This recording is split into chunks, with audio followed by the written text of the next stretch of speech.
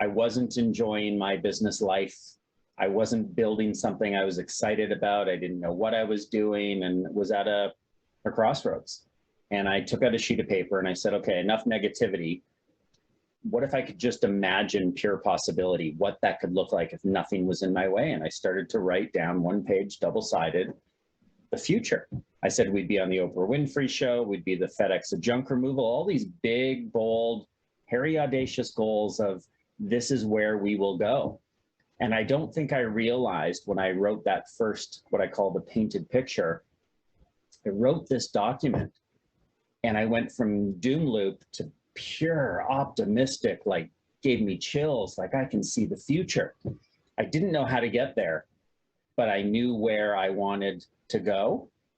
And things started to happen in the world that just kept me on a path of moving forward towards these big ideas.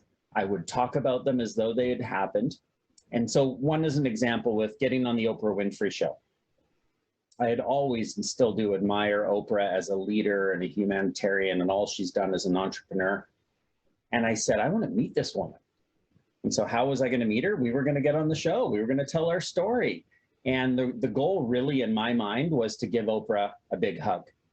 And so I started telling people that one day I'm going to give Oprah a big hug. We're going to get on the show. I'm going to give her a big hug and thumbs up and, just like, hey, thank you for having us on the show. And so I started to really see the picture in my mind as though it had happened. And your reticular activating system, this part of your mind, just helps you pay attention to every decision that you're making on a daily basis that will get you closer to that happening. And so we started pitching the Oprah Winfrey Show, and it took 14 months of relentless pitching. And we had a fellow, Tyler Wright, who I talk about in the book, who kept hammering Harpo Studios and just saying, like, here's a story, here's an angle, this is who we are. And we never gave up and we made it happen. And it ended in a big hug outside the green room when I said to Oprah, can I give you a big hug? She said, of course you can. And so I think it is really seeing these things in our mind and knowing what a win is, knowing what success is, how it feels. So when I write a painted picture, I try and attach feelings to it.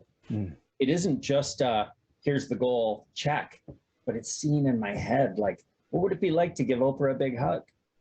And so the more you can see it, touch it, feel it in your mind, I think the more likely, I talk about this in the book, the universe conspires to greatness and helps you on that path of making those dreams come true.